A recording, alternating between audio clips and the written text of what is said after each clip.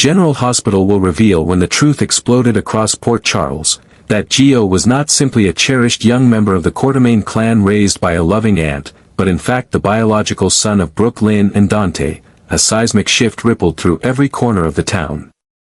Families were shaken, friendships frayed, and the media descended like vultures sensing scandal. What had once been accepted as a simple narrative, a gifted teenager nurtured under the Quartermain name, was suddenly rewritten with stunning revelations. The truth unraveled with such force that no one who had known or loved Gio was left untouched by its consequences. The quiet, private story of a single mother's sacrifice and a father's complicated absence was now a headline, and Brook Lynn was at the center of a storm she had never asked for, yet one she had feared would eventually come. Years ago, in a fleeting and emotionally vulnerable reunion with Dante during a time of confusion and loneliness, Brook Lynn had conceived Gio. Rather than burden Dante or complicate his already entangled life, she had made the painful decision to raise the child without his knowledge. She built a world for Gio where he could grow strong and confident, surrounded by the love and protection of the Quartermain family, without ever knowing the secret of his parentage. Brook Lynn had tried to shield not just Gio, but herself and those she cared for from the chaos that truth might bring.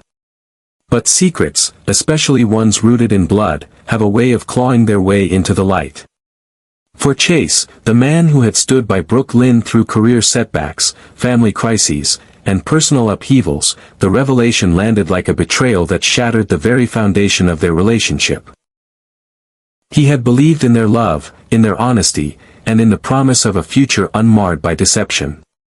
The realization that Brook Lynn had kept something this enormous from him, a child, a past with a man who had once been a romantic rival, drove a wedge between them that no amount of affection could repair.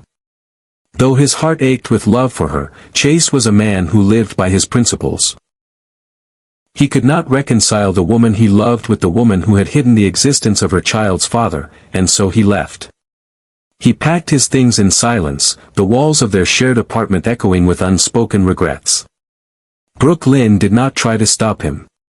She stood still as he walked out, her arms crossed, her eyes dry but burning. She would not beg, not because she didn't care, but because she refused to feel shame for a choice made from love and protection. And yet, as the door closed behind Chase, she felt the ache of abandonment rise within her, mingling with the storm of fury building deep inside. But the fury was not for Chase. It was for Lulu. Lulu's sudden re-emergence after years in a coma had already been a miracle wrapped in confusion. But the speed with which she reclaimed space in everyone's lives, especially Dante's and Joe's, left Brook Lynn feeling like an intruder in her own story. While Brook Lynn had spent years nurturing, loving, and raising Gio, Lulu, the woman who had once been at the periphery of this tangled web, now stood center stage. Brook Lynn watched as Lulu was lauded for her courage, praised for reconnecting with her children, and, most infuriating of all, positioned as the emotional savior for Gio and Dante alike. It wasn't just the narrative that enraged Brook Lynn.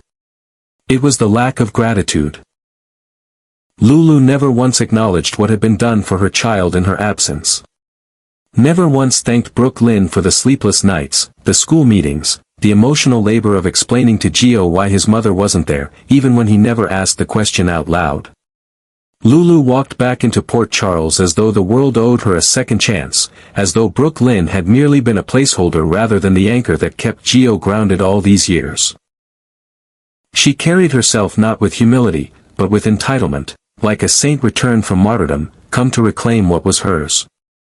That, more than anything, drove Brook Lynn to the edge. Not the betrayal of Chase, not the public scrutiny, not even the whispers behind her back. It was Lulu's smug sanctimony, the way she inserted herself into Joe's life, Dante's heart, and the narrative of this family, without remorse, without perspective, and without apology. It was the erasure of Brook Lynn's sacrifices, the rewriting of her role in Joe's life, as if she had been nothing more than a temporary guardian, as if her love hadn't built the very foundation on which Gio stood. And so, Brook Lynn didn't collapse. She didn't wallow.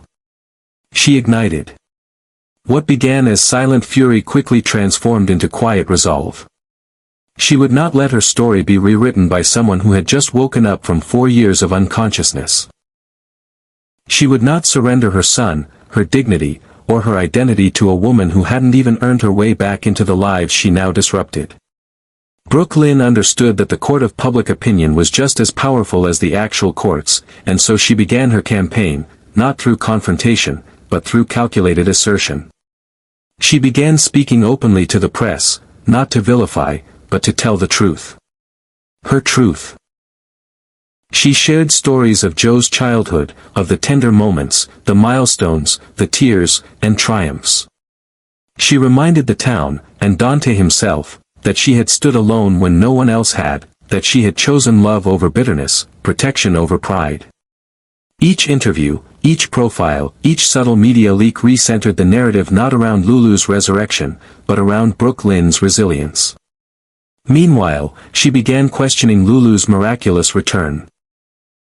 How had a woman, comatose for years, emerged with perfect cognitive function, no visible signs of trauma, and a new job in investigative journalism? Brook Lynn didn't accuse, but she seeded doubt.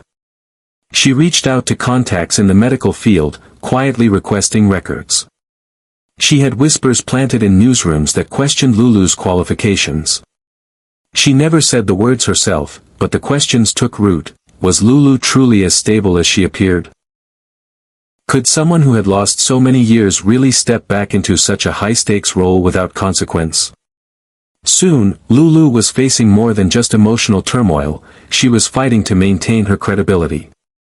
And while she scrambled to defend herself, Brook Lynn stood firm. Not as a victim.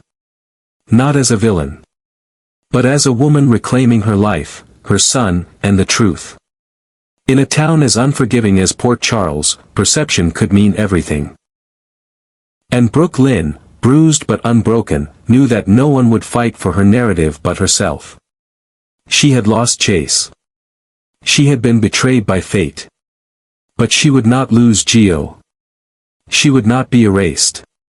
And if Lulu wanted a war for control of the story, she would soon learn that Brook Lynn had already won it, because while Lulu had been sleeping, Brook Lynn had been building something far more powerful than pity, a legacy. From the ashes of heartbreak and betrayal, something deep and primal began to awaken within Brook Lynn. She was no longer the woman who suffered in silence, no longer the loyal partner who bit her tongue and bore her burdens alone. The fire that now fueled her came not from a place of love lost, but from the searing wound of dignity violated, of identity stripped bare in the public eye, of years of sacrifice reduced to a footnote in someone else's redemption arc. Brook Lynn no longer sought closure with Dante. She no longer pined for reconciliation with Chase. This was no longer about men or relationships. This was about reclaiming her own power, and exacting a quiet, calculated vengeance for the erasure of her truth. Her first target wasn't the heart but the story, specifically, the glossy, too-perfect narrative being spun around Lulu. Brook Lynn began an obsessive investigation, quietly and thoroughly, into the woman who had seemingly risen from a coma into the arms of heroism without so much as a limp. She tracked every public step Lulu had taken since her miraculous recovery. There were glaring inconsistencies. For one, Lulu had never undergone a documented physical rehabilitation process. No reports, no sightings at recovery clinics, no evidence of the grueling months of therapy typically required for someone who had been comatose for 4 years. Yet she had emerged with perfect posture, flawless speech, and the professional agility to land a job at one of the most respected publications in the region. It didn't add up. It felt orchestrated. And Brook Lynn, with a lifetime of experience in seeing through facades, knew manipulation when she saw it. She kept her findings close, not ready to strike openly. Instead, she began a more insidious approach, leaking details through unofficial channels, planting subtle questions in the right ears, encouraging whispers in media circles. Brook Lynn never directly accused Lulu of deception. She didn't need to. All she had to do was sow doubt about Lulu's health, her authenticity, her credentials. Slowly, the press began to nibble at the bait. Headlines shifted from celebration to speculation.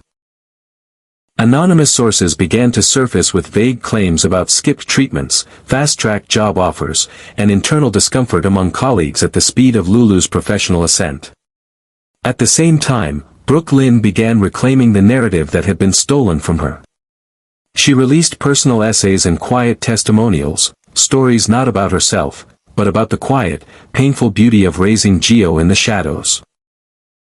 She wrote about the nights spent nursing him through fevers, the school plays where she clapped from the back row, the missed milestones that she alone celebrated in silence. She never once asked for pity. Instead, she offered a portrait of steadfast, unrecognized love, a mother without title, without acknowledgement, but with unwavering presence. These deeply emotional accounts struck a nerve with the public. The cold, faceless nature of Lulu's sudden return paled in comparison to the warm, raw humanity of Brook Lynn's experience. Social media flooded with support. Commentators began demanding that Joe's true emotional parent, the woman who raised him, loved him, protected him, be recognized legally and spiritually as his mother. Brook Lynn became a symbol of unspoken motherhood, and her quiet dignity became a rallying cry for every woman who had ever stood in the shadows of someone else's glory. But while Brook Lynn rose in the public's esteem, the same could not be said for Gio, who found himself at the center of a maelstrom he never asked for. The revelation of his parentage, the emotional tug-of-war between Brook Lynn and Lulu, and the deafening roar of public opinion left him shaken and disoriented. He had grown up trusting that the people around him told the truth. Now he realized that nearly everyone had lied. Dante, who once claimed Gio had no reason to see him as a father, now wanted to reclaim him. Lulu, who had spent years in a hospital bed, was suddenly determined to mother him. But it was Brook Lynn, familiar, steadfast Brook Lynn, who remained his constant. The only one who had never tried to own him, only to love him. As Gio began to pull away from the people he once relied on, Lulu's desperation began to show. She increased her efforts to win him over, arranging bonding opportunities, attending every public event he was part of, and even leveraging her journalistic platform to write emotionally charged pieces about reconnecting with a lost child. But none of it rang true. It wasn't just about maternal love anymore, it was about image, about control, about not losing the last thread of relevance she had. The more Lulu reached out, the more Gio recoiled, sensing the hollow intent behind her efforts. Meanwhile, from the periphery, Chase watched everything unfold with a growing sense of regret that bordered on agony. He had thought he was acting from a place of righteousness when he left Brook Lynn, but now, watching her rise from the ruins of their relationship with grace and resolve, he realized he had abandoned her at her most vulnerable. He had allowed his sense of betrayal to cloud his compassion, to override the love they had built. And now, as Brook Lynn fought battles that were never hers to begin with, Chase saw the strength he had failed to support. She was no longer the woman he had loved, she was more. Stronger, sharper, unbreakable. But Chase also knew it was too late. Brook Lynn had changed. Not just in action, but in spirit. She had crossed into a realm where survival meant becoming something more ruthless, more politically attuned, more armored. She now lived in a world where battles were waged through influence and subtext, where appearances could be manipulated like chess pieces. She had no space left for easy forgiveness or wistful reunions. She had learned that in Port Charles, survival didn't belong to the kind-hearted or the honest. It belonged to the strategist. And Brook Lynn had become a master. In the silence of her new life, she carried the weight of the child she had fought for, the love she had lost, and the identity she had reclaimed. There were no grand speeches, no dramatic confrontations. Only the quiet hum of a woman who had discovered her own power, not through rage, but through clarity. Not through vengeance alone, but through truth well-placed, precision-guided, and delivered with the strength of a mother who refused to be erased. Brook Lynn was no longer surviving the storm. She had become the storm. In the days that followed, a new tide began to swell across Port Charles, one not fueled by official statements or overt accusations, but by whispers, innuendo, and the slow, steady erosion of public trust in Lulu. It began with anonymous tips quietly passed to gossip columns and online forums, claims that Lulu had been exhibiting signs of paranoia, that her behavior toward Gio had grown increasingly obsessive and erratic. Rumors suggested she was showing up uninvited at his school, questioning his friends, and attempting to insert herself into his daily routine under the guise of maternal concern. One story claimed she had followed him through the halls of the community center after a volunteer event, another that she had caused a scene during a campus tour he attended with classmates. None of the allegations were confirmed. None had sources willing to step into the light. And yet, their weight grew heavier with each retelling. The whispers became murmurs, the murmurs became headlines. Is Lulu Falconeri struggling to adjust post-coma? From miracle to meltdown, concerns arise about Lulu's mental health. The same media that once celebrated her miraculous recovery and valorized her as a symbol of perseverance began to turn on her, hungry for a new narrative, one laced with controversy and dramatic decline. Even those who had once championed her began to question what they were seeing. Why hadn't Lulu taken more time to ease back into public life? Why had she thrust herself so aggressively into the center of the Gio storyline, seemingly at the expense of everyone else's boundaries? Where was the Lulu who had once been measured, maternal, and clear-headed? Behind it all stood Brook Lynn. Not openly, not with statements or press conferences, but in the shadows, orchestrating the downfall of the woman who had once pushed her to the margins. Her revenge was surgical, not savage. There were no screaming matches, no dramatic confrontations in the park or courtroom. Brook Lynn didn't need to raise her voice. All she had to do was reclaim the space that had been stolen from her. By rewriting the narrative, by letting the truth, or at least a version of it, unfold exactly as she intended. While Lulu spiraled in the public eye, Brook Lynn rose like a phoenix, no longer a sideline supporting character in her own life, but a central figure wrapped in grace, resilience, and quiet vengeance. She was no longer spoken about as the woman left behind or the one who had hidden a child's paternity. Instead, Brook Lynn became a symbol of strength. A mother who had sacrificed everything for her son and had finally found the courage to claim what had always been hers. Talk shows began inviting her for interviews. Parenting blogs shared her essays. Community groups honored her with awards for unsung maternal devotion. Every story further solidified her place as the real caregiver, the true emotional anchor in Joe's life, and painted her not just as a wronged woman, but as a righteous one. And the most stunning part of it all was that Brook Lynn never once uttered Lulu's name in public. She never accused, never condemned, never gloated. She let others connect the dots. Her silence became a form of power, an echo that filled every gap in the media storm surrounding Lulu. That restraint only elevated her further in the public's esteem. She wasn't tearing anyone down, they said, she was simply reclaiming her dignity, asserting her truth. And perhaps that's why her revenge was so effective. It didn't come in the form of destruction.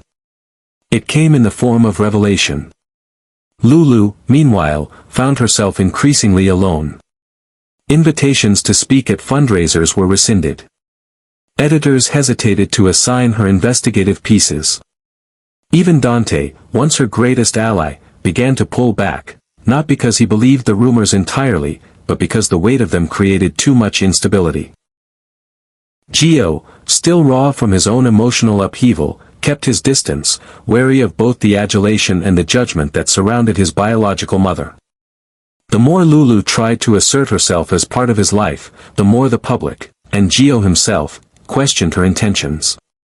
Brook Lynn had accomplished what many thought impossible, she had reclaimed her place not by force, but by recentering the emotional truth. She hadn't needed to fight in the traditional sense. Her weapons were timing, precision, and the strength of lived experience.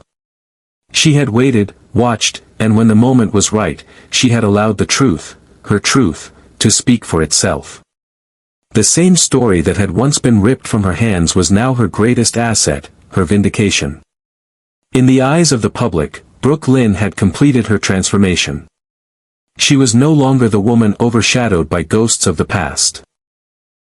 She stood at the forefront, not because she demanded attention, but because she had earned it, through pain, perseverance, and a masterfully executed reclamation of self. The arc of her story had shifted from forgotten to unforgettable. And Lulu? She faded quietly into the background, the very same shadows she once forced Brook Lynn into. Whether she would ever recover from the reputational damage remained to be seen. But one thing was certain. Brook Lynn had written a new chapter for herself, one defined not by loss, but by triumph. And in a town as unforgiving and theatrical as Port Charles, that kind of reinvention wasn't just powerful, it was legendary.